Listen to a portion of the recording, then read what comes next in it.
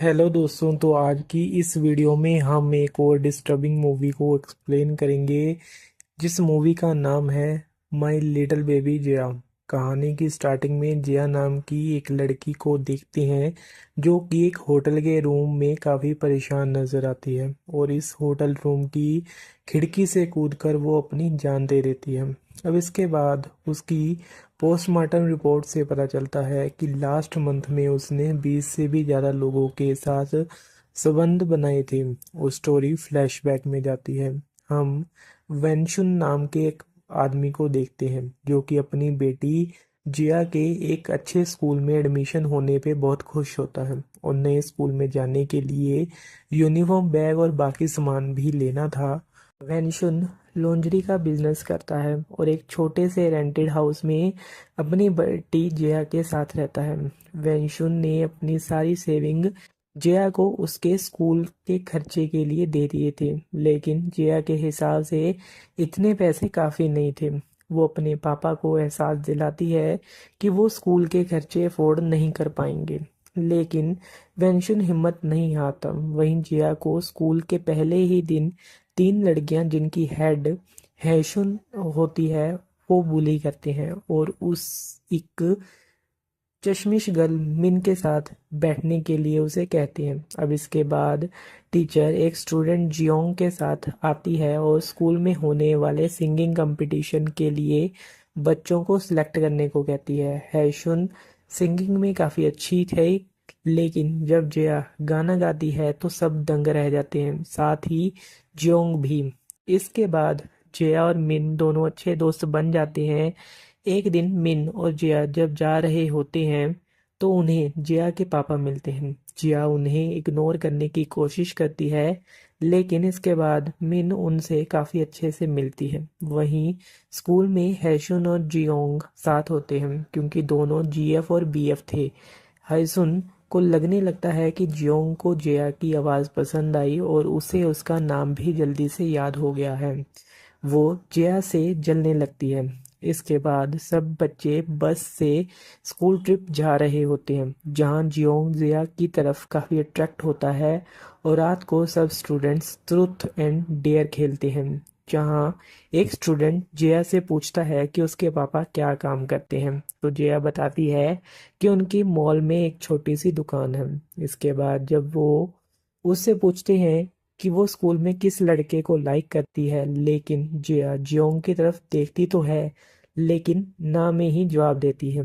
सुबह जियोंग जिया के पास आकर उसे कहता है कि तुम मुझे पसंद करती हो ना, और ये कहकर वो जिया को किस करने लगता है। इसके बाद वो उसे झाड़ियों में ले जाता है जहां हायसुन की दोस्त उन्हें इंटीमेट होते हुए देख लेती है और उनकी वीडियो भी बना लेती है। वो ये वीडियो हायसुन को दिखाती है जो देखकर हायसुन गुस्से में आ जाती है। वो अपनी फ्रेंड से कहती है कि वो इस वीडियो के बारे में जियोंग को ना बताए। साथ ही जिया की दोस्त मिन से सच्चाई जान लेती है कि जिया एक गरीब घर से है जिसके पापा रोड पे लॉन्जरी बेचते हैं। इसके बाद जियोंग जिया के पास आता है क्योंकि उसे लगता है कि अमीर घर का लड़का पटाने के लिए जिया ने अपने पापा के बिजनेस का झूठ बोला, लेकिन जिया उसे कहती है कि उसने कभी नहीं कहा कि वो उसे लाइक करता है। वो उसे मारता है और साथ ही सिगरेट से उसकी बॉडी को जला देता है। इसके बाद जया हैसुन के पास जाती है जहां वो उससे बताती है कि वो उसके बीएफ के पास नहीं गई थी बल्कि वो खुद आया था, लेकिन इसके बाद भी हैसुन जया के पापा के बारे में गलत बोलती है, जिससे जया गुस्से में आकर हैसुन के साथ हाथापाई करती है और वहां से चली जाती है।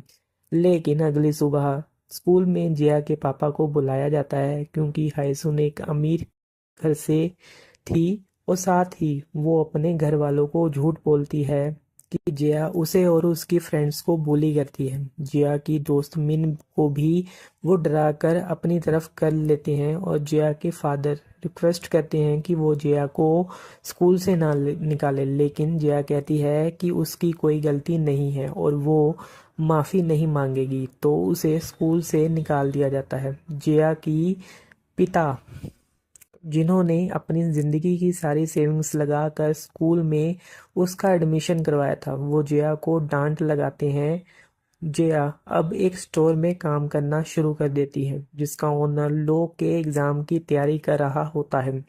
तो जिया स्कूल में होने वाले बुलिंग के बारे में उसे बताती है और वो एजुकेशन डिपार्टमेंट को इससे रिलेटेड लेटर लिखता है जिसके बाद वो सब स्टूडेंट्स घबरा जाते हैं। इसके बाद जिया का बर्थडे आता है तो जिया का प्लान मिन के साथ पार्टी करने का होता है, लेकिन जब वो डोर ओपन करती है तो मिन के साथ जियोंग और उसके दोस्त भी होते हैं जो घर में आकर पहले घर का मजाक उड़ाते हैं और फिर जिया के साथ जबरदस्ती करने लगते हैं। एक लड़का उसकी वीडियो बना लेता है जिसके बाद हायसुन जिया को उसी की वीडियो दिखाकर ब्लैकमेल करती है और साथ ही में जिया को स्कूल पे किए हुए केस को भी वापस लेना पड़ता है। साथ ही वो जिया को एक आदमी से पैसे लेकर सोने को बोलते हैं। इस तरह उसने जिया को प्रोस्टिट्यूट बना दिया था, जहां वो अपने पापा को भी इस बारे में कुछ भी नहीं बताती क्योंकि उनका काम यहाँ पे सही चल रहा था और उनके दोस्त भी बन गए थे।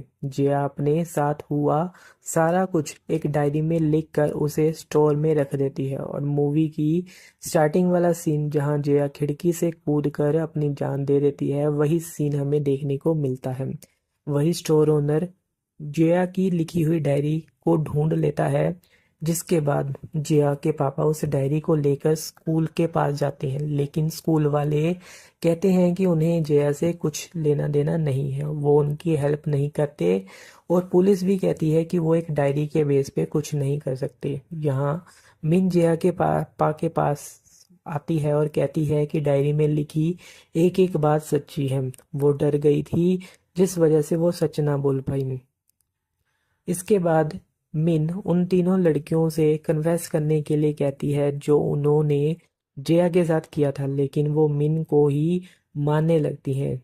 लेकिन तभी जिया के पिता पीछे से आकर उन पे केमिकल फेंक देते हैं। वो इसलिए करते हैं कि कोई भी उनकी बेटी को इंसाफ नहीं दिला पा रहा था। अब इसके बाद जियोंग का भी किडनैप हो जाता है और उसका किडनैप जिया के पिता ने किया था।